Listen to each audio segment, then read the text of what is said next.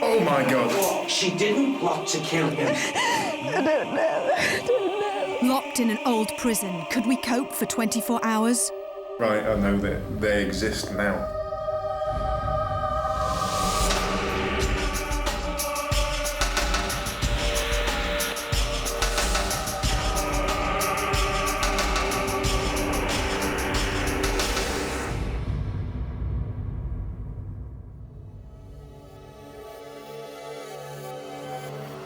Hello and welcome to Most Haunted. We're in Derby, a city which calls itself the ghost capital of England. Now, Derby is world famous for its ghost walks, and over 95,000 people have been on them in 8 years. So where better to spend 24 hours than in the old Derby prison? Scenes of total incarceration and brutal executions. In the basement, underneath buildings hidden below the pavements, Derby Jail still exists, although now it's used as a tourist attraction. Since 1756, it has housed hundreds of prisoners. Many of them died here and still refuse to leave. So, is the old Derby prison haunted, or is it just a tourist attraction to pull in the crowds? That's what the Most Haunted team want to find out. There were over 200 hanging offences in England. You could be hanged for stealing a sheep, stealing a horse, cutting down trees, breaking down riverbanks, impersonating a Chelsea pensioner, setting fire to haystacks, appearing on the street with a sooty face, poaching, burglary, shop breaking. 200 hanging offences. Execution was commonplace here, and many of the convicts were hanged right outside the prison. And I wonder whether any of the spirits are still hanging around. Now, of course, I am not going to spend the whole night in this prison on my own. You must be joking. I'll be too scared for that. So, of course, we've got the Most Haunted team. We've got Mark on Steadicam, Angle behind, and, of course, we've got the lovely Martin and the rest of the crew. Say hi. Hi. Where's Marcel? You always get really scared. There's a really funny atmosphere in there. It's quite oppressive, so I'm not looking forward to tonight, really. Go on, give us a smile. That should scare people.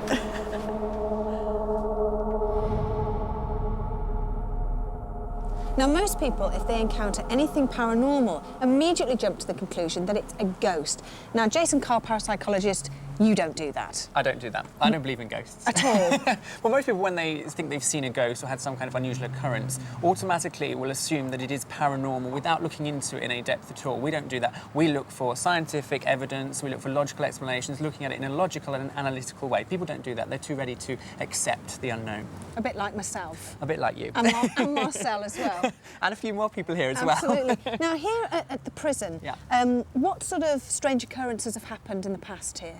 Well, being a prison, it's associated with lots of unpleasant and negative feelings anyway. A lot of people obviously have spent a lot of time here in unpleasant situations and conditions waiting to die. So you're going to get that feeling when you go in anyway. You don't need to be psychic or in tune to get that. But people have seen ghosts here, smoky shapes, they've had things moving, they've had actually a ghost stood just where we are sat here in the garden, a man in a long leather sort of jerkin type of affair. There isn't any particular historical personalities that can be identified haunting here. It's really a selection of different characters. And what about, I know there's a connection, because isn't today supposed to be a pagan holiday? It is, yeah. Today is Imbolc, or Oimelc, and that is one of the 8 pagan festivals throughout the year. It's the Celtic festival, really, and it symbolises the change from winter into spring. So it's about rebirth, it's about happiness, growth, crocuses, rabbits, all the nice things coming back in from the winter. And Celtic pagan festivals are linked to supernatural and unusual phenomena, and there is statistically more unusual things happening around pagan festivals, so it might be interesting that we're here on a particularly special day. We might get more happening. Is it true to say that when you're actually in an environment like this, that the energy can actually build up gradually, or not at all? If you believe the energy is there at all, then the theories state that yes, when there's lots of people around, more things happen when the energy is built up. Now, we know from studies that when people are in a group having fun or working or doing anything really, just being active, that more things happen. If you sit around waiting, we've said this before, waiting for the ghost to appear, nothing happens. So the energy, if you believe that, is probably building as we speak. What's this thing called ectoplasm? Ectoplasm, yeah. Well, ectoplasm is, it derives actually from a Greek word or 2 words, ektos, and plasma, which literally means exteriorized substance.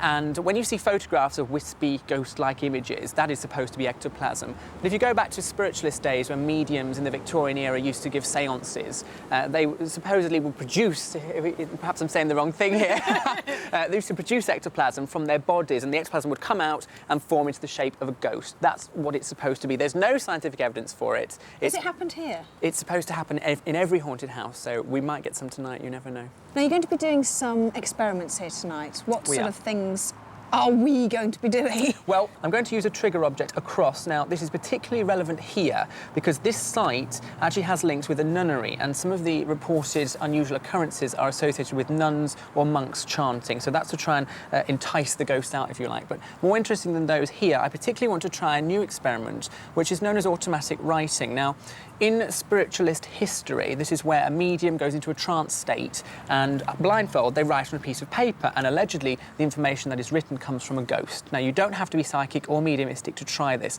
and I'd like yourself and perhaps a couple of members of the crew to do this in each of the cells, separate. Are we all happy to do that? Nobody's putting their hand up. Well, if we can do it, it'd be interesting, I think, to look at the different things that come out and see if they correspond to anything historical. So I think that will be very interesting and very relevant here because we can put you separate. Now, of course, our team would not be complete without our spirit medium, Derek Okora, and he is on his way as we speak. You stood on the back of a cart.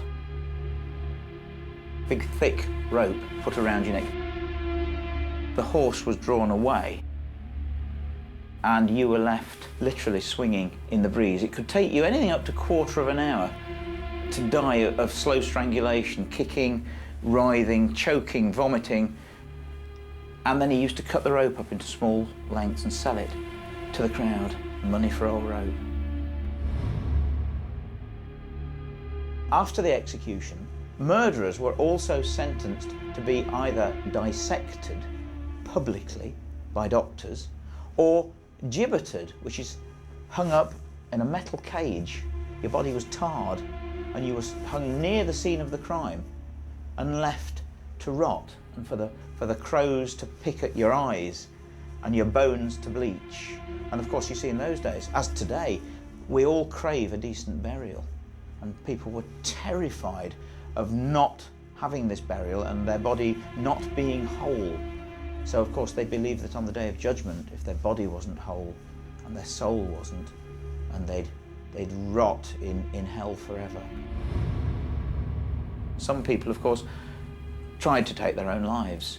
And here, in this building, two brothers, burglars, the Jones brothers, actually committed suicide inside one of these cells the night before their execution.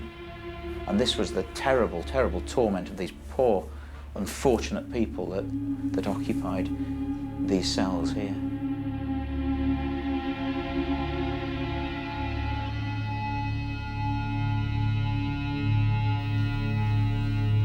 The prison was designed to hold 21 convicts. That's one person per cell. Can you imagine what it must have felt like when they put 6 people in there for 23 hours a day? Picture this. You're all sitting quietly in this room when all of a sudden the face of a dead person superimposes itself onto the person sitting right next to you. How terrifying that would be. Well, that is what has been reported in this very room.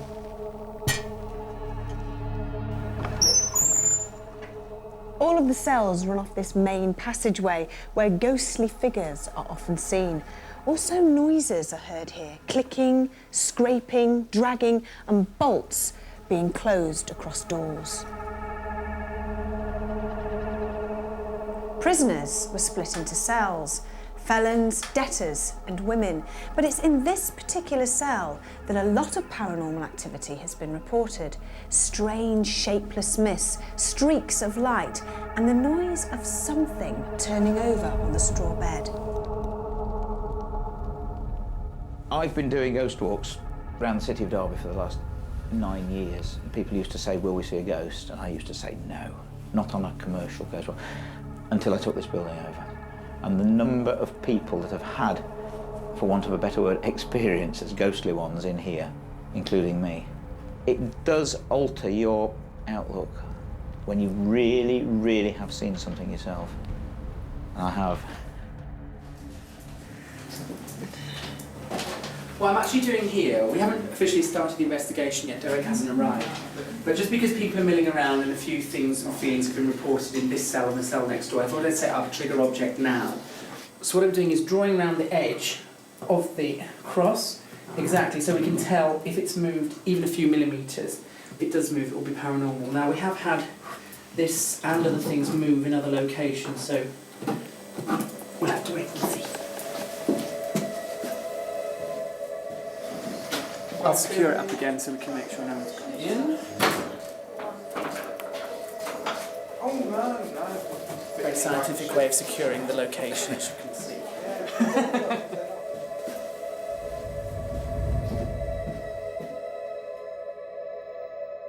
Derek Akora, our spiritualist medium, had found the jail, making our investigation team complete. Before our investigation, there was time to discuss our favourite subject, ghosts.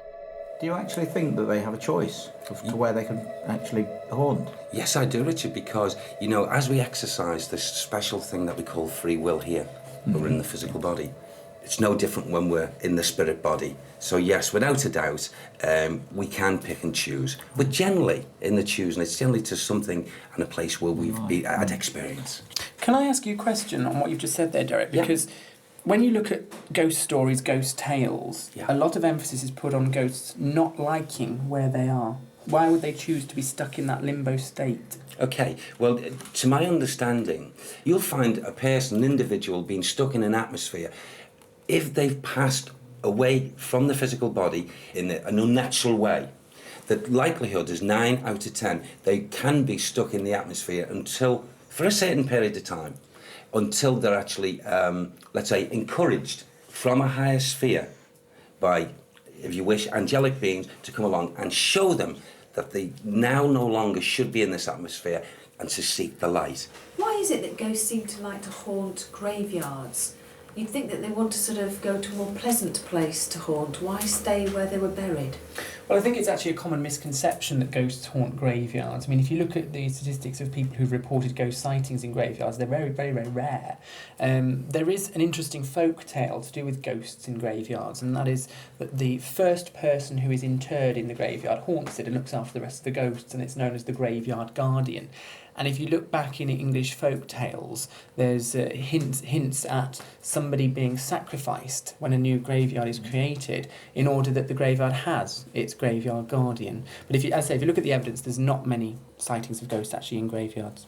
And I'd like to add also that in the time that I've been doing my work with spirits, I've never known one spirit yet to have the inclination to go back to a place where possibly their bones have been buried, to a dark, damp, horrible place. Their first inclinations are, let's get back home, where I had some fantastic experiences, where, you know, my family, my loved ones are, and I know that when I go in there, it's going to be brightness. If I go to the graveyard, I'll probably be the only one standing there, having a look at all the graves with no one else there but myself. So, no, I don't go with many spirits wanting to go back to graveyards. Also, I suppose a graveyard is really an unfamiliar place because it's new to that, because they've only just been buried there. It's like you said, you know, to go back to where they lived is somewhere they know, which is familiar to them. Yeah. There's another point as well about graveyards. There's a lot of photographs taken of orbs in graveyards. Now, we don't know what these orb things are. We've caught them ourselves. We don't know what they are. But one theory is that in graveyards, natural earth gases are emitted from the ground, and that under certain conditions these can be seen as lights. They're often described as will-o'-the-wisp lights in certain folk traditions. And this might be something completely natural caused by decomposing bodies, which is being seen by the human eye. That may explain why people think they're seeing odd things in graveyards. It's nothing ghostly at all. I've got a question. How come, if so many ghosts are seen, parapsychologists don't believe in them? Well, that's an interesting question, Martin. And really, when people think they've seen a ghost or had a ghostly encounter, they're not looking at it rationally. They're accepting it being a ghost or being paranormal as an explanation, and it isn't. If they looked at it in an objective, analytical, scientific way, then they'd probably find that 9 times out of 10, what they've experienced isn't ghostly at all, and that's why I don't believe in ghosts.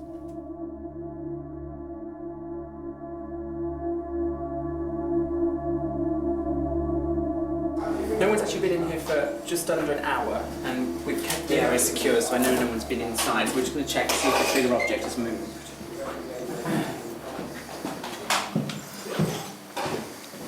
Oh, it's moved! It's moved loads! Look, it's moved! Hey! It's moved 7-8 millimetres right out of the line. You can see it's completely moved. No one's been in here. It's been a controlled area as much as we can control it. That's interesting because normally with trigger objects they don't move. It has happened before. I particularly chose the cross for here because there is a connection to nuns and monks being heard here singing or chanting, and there is a nunnery very, very close to here, or there used to be. This area actually where the prison or the jail was originally built was known as Nuns Green. That was its original name, which is why we chose the cross, because it might be particularly interesting to people. And also because they are waiting for their sort of hour of death or time of death, day of death, a sort of symbol which would give them hope, like a cross would to somebody who believes in that faith or religion, would sort of instill more interest perhaps than other objects. So particularly relevant to here, and it's moved, so it's worked. I would bet my sort of money on this that it won't be on tape, because we've already had some odd things happen with the camera in this cell this evening. So I will bet my money that there's nothing on the tape and that it will have happened after the tape finished.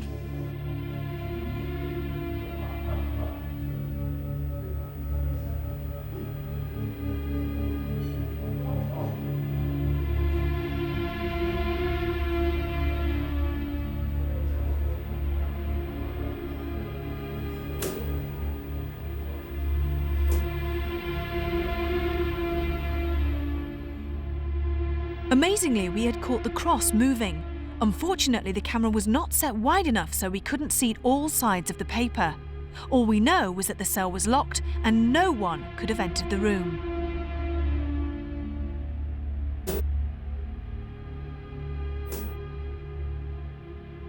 This can only be classed as poltergeist activity. The moving cross had made us all jumpy, but Derek wanted to go back to the same cell to see if he could communicate with anyone.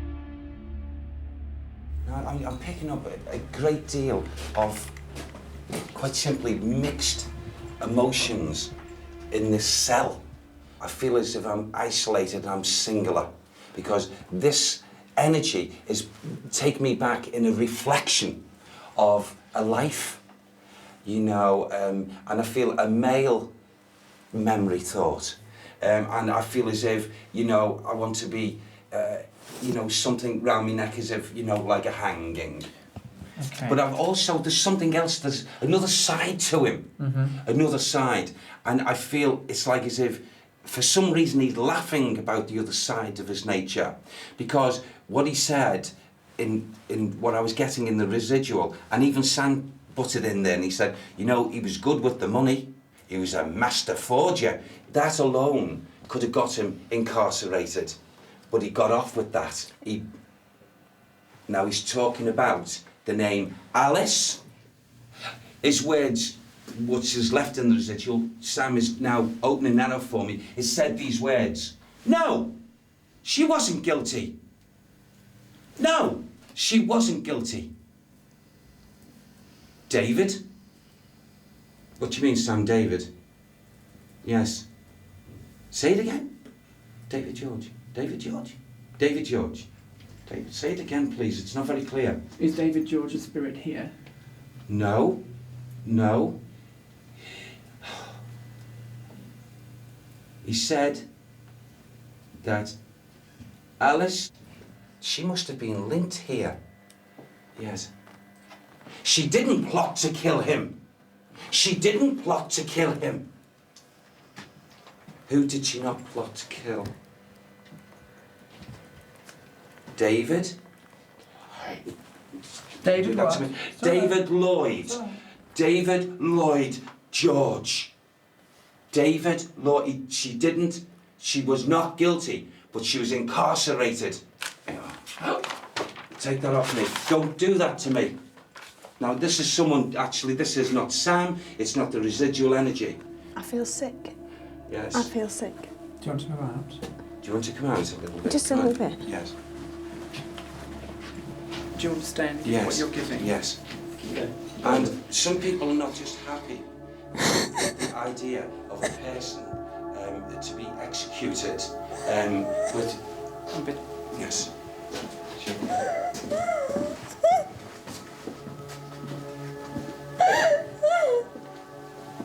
Okay, then. Okay. You'll be okay. You'll be okay. Yes, Carl. I don't know. I don't know. What was the feelings that What do you think the reason is that Well, having this yes, reaction? I can understand it very, very clearly. What was actually happening was taking us back in memory of the residual of which I was trying to explain at the time, is that these sort of conditions and stuff had taken place in these foundations because they take me in mind. Oh, she's okay. She'll be all right in a minute. And they take me in mind because, you know, this is a very, very small building as well, and yet I want to go in mind as if it's much bigger. In what way? I just feel as if this is only like a small portion of there's something, maybe the foundations, maybe there was something bigger. Well, it's part of a bigger building, as you'll have seen. Yes. There's a building above us, No, obviously. I mean, this place here is just a place for people to just resign themselves, just to get themselves ready for the inevitable. Like a preparation. Preparation for their physical death.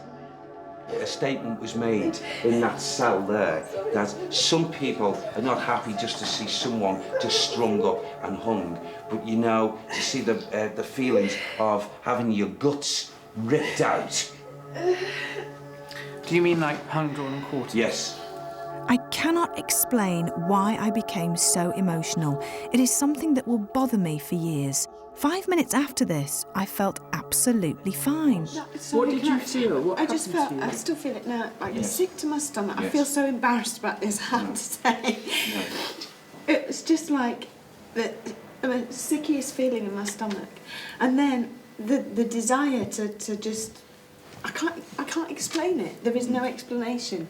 When you were in there, Derek, just before that happened, you said, "Don't do that, take it away from me." What were you experiencing? Something pushing you? Or? I was getting the feeling as if I was being, okay, in the person's position of being pulled, manhandled, knowing at those last seconds he knew his fate.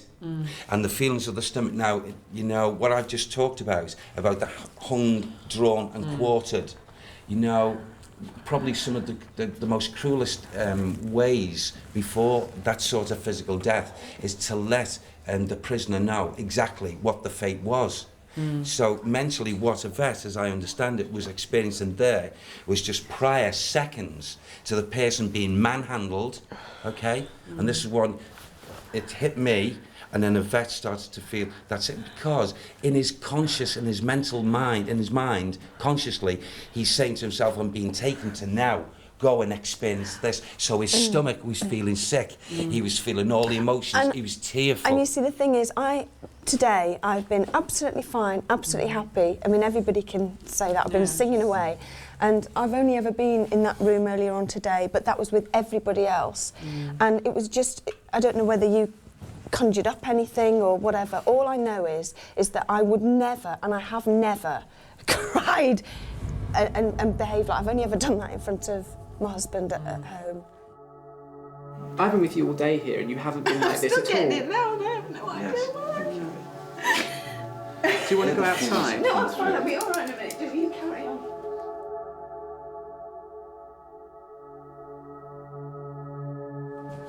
After a short break to compose myself, we were able to continue the night's investigation. Now, as we come here to this curtain, and no doubt an aperture there at the back, I'm drawn there, and Sam said to me, you know, in a chuckle way, often he pulls me legs as Sam, he's got a sense of humour, as you know, and he said to me, in there, at a given time, in there, I take that to be cell-like. And he said, you know, you've heard of martyrs, haven't you, Derek? What you talk about as martyrdom. And I said, yes. And he said, there was a number of souls that were linked to this here.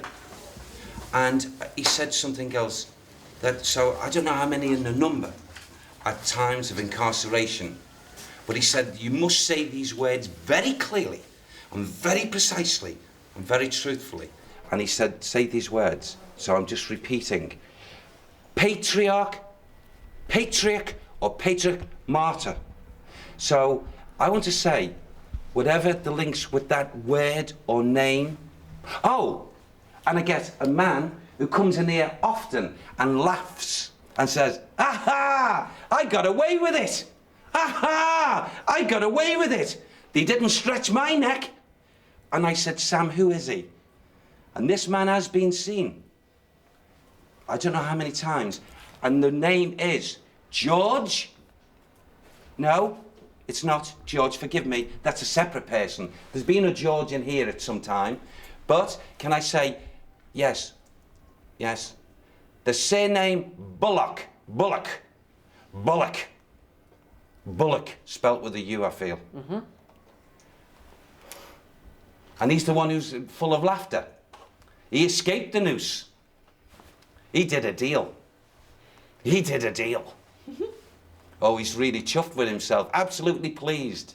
But he pays visits. What's his first name, Derek? Noel. Noel Bullock. Noel and Bullock. Okay, thank you. But he talks about the martyrs. When he says, you say he talks about, so he's not a residual energy spirit, he's a spirit talking to you. Not to me personally, to Sam. To Sam. Okay, so can you ask Sam to ask him when he was around, what his year of sentient being and life was? Again, I feel as if, because he's showing me figures, as if they're taking me back to, it's like something 1704, 1706. Okay. In time. Can you ask him who was on the throne at that point? I can ask.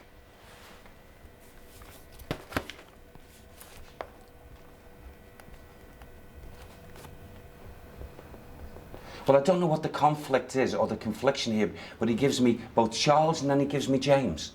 Okay, thank you. Look what I'm getting now. Wow, wow, wow. So, excuse me, wow, wow, wow. I feel as if we've got people's bodies being taken, and the bodies are taken somewhere else, and the bodies are being dissected. They're being dissected and cut up, and what have you. But you know, I also get before that some of these necks were not truly stretched or broken, and poor souls found themselves waking up on a slab and then having to undergo, and whoever this person who was cutting actually took the life from them there and then. Stabbing them. Multiple stabbings. And I get those conditions being brought into this atmosphere, so, but not actually done here. Not done here. Okay. Taken away, you see. And they were taken away in carts. Okay. Open carts.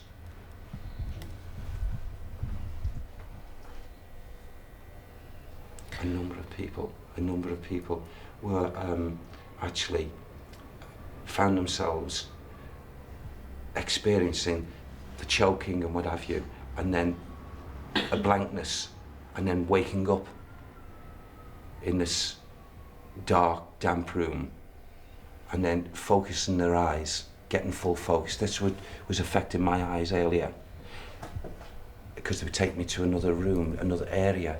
Do you want to go to another? Do you want to go to another area, or? Yes. I feel as if we want to go. Not been in here. Yes, if we go here. Okay. Can we? Yeah. Okay, Yvette. Be brave. Repeat something that I heard very, very strongly. Please, my Father, I repent. Please, my Father, forgive my sins. Please, my Father, I have been of the devil, and no longer do I wish to be this way. What does that mean, of the devil? I feel a person who has done terrible deeds, terrible things in their time, and as they've drawn close to the knowledge of their physical deaths, in their own way, it's like a repentance. And there's a lot in here, for some reason, individualised here. Whether it was one individual man, because I get a mental picture of a person who he fell from grace. Oh. He fell from grace. He was caught. He was a person of some kind of standing, okay? Who is the person?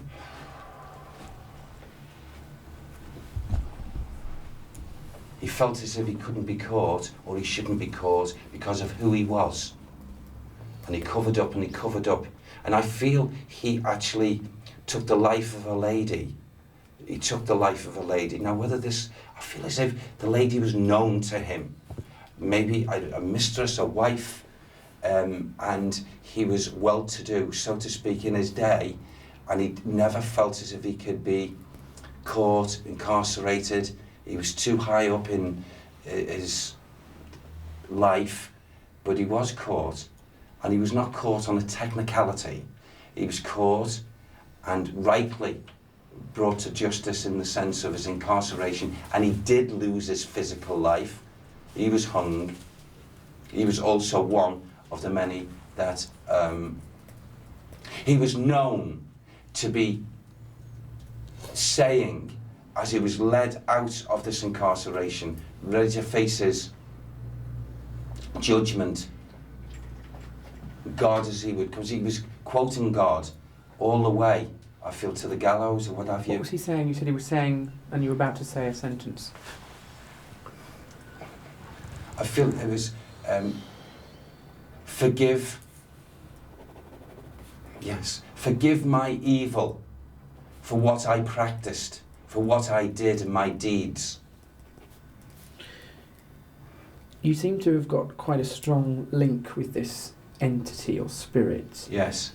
And what you've said is quite anecdotal. Do you know who this is? What's the person's name? At this moment, I don't. You don't? I keep on asking Sam kindly to see if he can interact and find out who he is. Because it's interesting if I can historically check, because we have a lot of records of the people connected with this building. Okay. It's interesting if I can verify something that you say. But yes. I know, thank you, Sam. I know the first name connected here is John.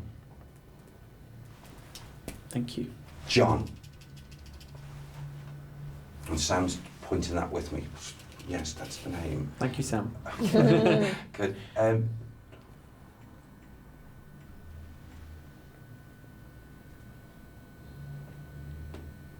Also, around the time of many incarcerations waiting to go, this man walked to the gallows. It's like as if he walked with the symbol of faith, the cross. He was holding a cross, and he asked priesthood to come and, in his own way, bless him before he met his maker. Like the last rites? Yes. And it was totally in this man's life, in his physical life, this was the opposite of what people outside this jailing system would know of him. They'd say, they'd be shocked and surprised of the way he lived his life. Right. And yet he repented only moments before. But he did ask for some kind of blessings from the clergy. And it wasn't forthcoming until virtually the last minute for his salvation, as he felt. Do you think now is a good time for us to turn the lights off? I do, yes. Okay. So far, it had been an incredible night as the cells of Derby Gaol revealed a cruel and desperate history. We were all unnerved by thoughts of what would happen when the lights went out. The moving cross and my emotional outburst were enough to fill some crew members with doubts as to whether they could remain in the jail for the rest of the night. Those who stayed wanted to go back to the cell that seemed to be incredibly active.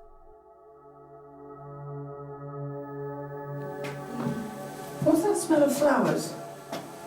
What? Come in. It's not me. Oh There my is God. as well, yeah. Smell this, smell yeah. this. Oh, yes. That's roses. Yes, there's roses, It yeah. is. It's beautiful, isn't it? Oh isn't my it strong? God. What a lovely smell. I'll have to check everyone's perfumes now. I'm not wearing No, I know your perfume I because am. we talked about it earlier. Mm. Um, I don't know. It's I'll have to fading a check. bit now, isn't it? Or is it my Yes, it is, you're right. It's fading, it's almost gone. Gone completely. Wow. Gone now, completely. Gone. I've never completely. ever smelled. Now, we've Just been in here water. loads of times today and that smell wasn't in. He has not been in here at all. Hasn't. No. Isn't that amazing? That was weird. Now, the interesting thing with allegedly paranormal scents or phantom smells is that they dissipate very quickly, and that did within about 2 or 3 seconds. It completely went. Yeah. And smells don't do that naturally, not when they're that No, strong. they linger. linger a bit. Wow. Right between Jason and Derek. Something here between us. Orb. It was interesting that this strange moving light, an orb, was seen at the same time as everyone was smelling roses. Shall we now? I think what we should do is Mark and Ian. Are you happy to stay in here? Yeah. And Derek and I will, and Jason will go in the other cell. All right. So we'll go out, and Jason, if you can shut them in. Yeah, I Good luck, will. guys. Good luck. That was very strange, that smell, but I do need, in order to eradicate any possible natural causes, I need to check everyone's perfume, male and female. Okay. Hear that wind?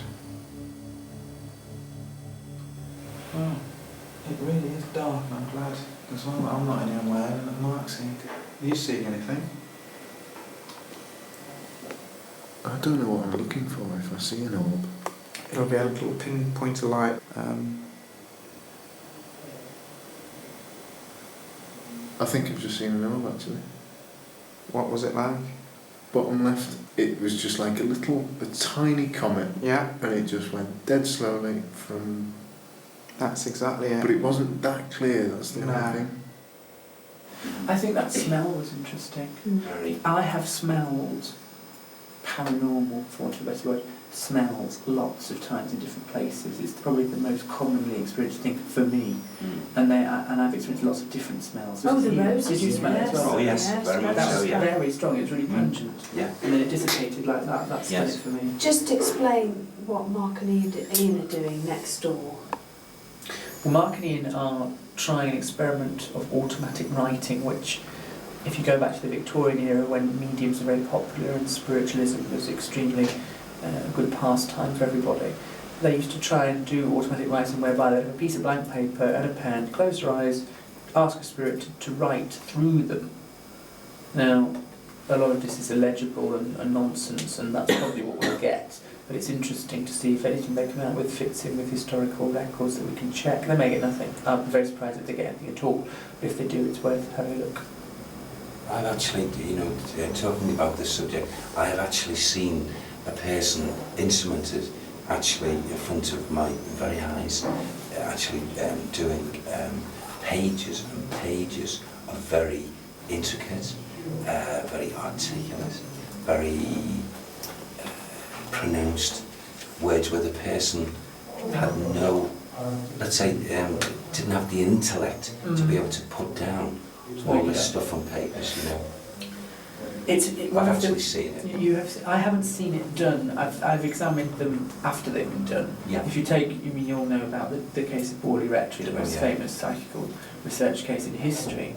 They had literally pages and pages and pages, and they actually ended up using wallpaper because it was continual, the back of wallpaper to write on because there was so much coming out. And I think it's fair to say a lot of it was rubbish, but some of it made sense. It's like everything, it's open to interpretation and open to analysis of how much of it is right and how much of it is wrong. But it's interesting, it's another research tool that we use. I'm just going to get up and stand up and have a little look. Okay. Just see if... Oh, is that you? That's you. Right. Did you just point at me then? No. No. I'm pointing at the door. Convinced. No. Oh my god! What? I've just seen a fantastic... That must have been an orb. Where? It went right across that... Right, I know that they exist now. That was bizarre. Okay, did it go past so me? Obvious. Yeah? I wonder how Mark and Ian are doing next door. Yeah. Probably bored stupid. Well, I don't think so. I think I know it's daft and it's silly, but I'm sitting here and I'm getting frustrated because nothing is happening in here. Yeah. We smelt those flowers. Yeah, everything's happening in that cell. Everything is happening in that room. I mean, I would personally like to go back in that room. Yes. And it's almost like face your fear. Do you know what I mean? It's like, and it smelt so lovely in there. That was nice, that smell. Why don't we just all go in there? Yeah. Should we go? All of us? Yeah, why not? Yeah. Yes. We don't know what they're Safety in numbers.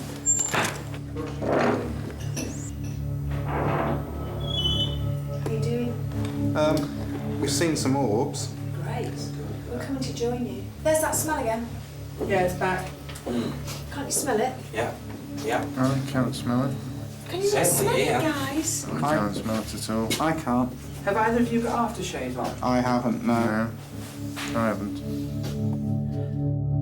There was no logical explanation for the strong smell of roses, which seemed to come and go in seconds.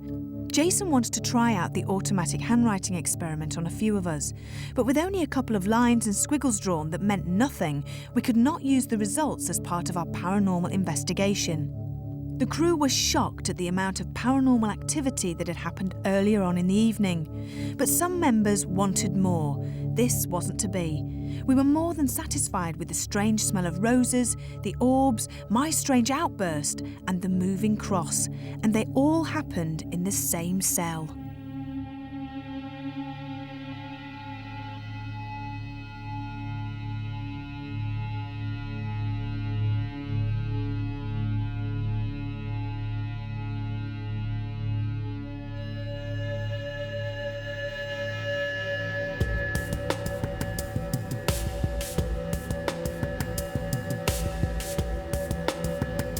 When we arrived here, I was expecting very little. We got a plethora of phenomena. We got Yvette's breakdown in tears. We got the smell of roses, which nobody could explain, including myself. It was very strong, very pungent, dissipated suddenly and unnaturally. The main one is about the crucifix. This has not worked in most instances in my experience. There's a couple where it's worked, but it's rare. It worked here, big style. But now, unfortunately, you can't see the edge of the paper. So somebody watching that who wasn't here will say, oh, somebody's pulling the paper. All we can say is you can't see whether someone is or not. As far as we know, it wasn't a human being. The paper curls up, the paper moves at the front as well. It's very strange how it happens. All I can say is make up your own mind. I believe something unusual happened there. Well, I've known Yvette a little while now, seen her both professionally working and also in her own space, in her home, etc., etc. And her reaction yesterday doesn't gel with her character or personality as I perceive it. Directly before Yvette started to experience this, I felt as if I was getting that energy coming towards me, and what I did in just a reactionary way said, no, you know, I don't wish, and suddenly it jolted over, and poor Evie got the brunt of it. I am convinced, personally, that what happened to her is not explainable by tiredness, expectancy of fear, all the things that we get in other places. I'm not saying what the cause was. Something happened to her, and I can't really explain what it was, knowing what I know about her. I wanted to leave Derby Jail as quickly as possible. It was a strange place with an oppressive atmosphere. Everyone had been affected in some way or another, and no one was keen to go back.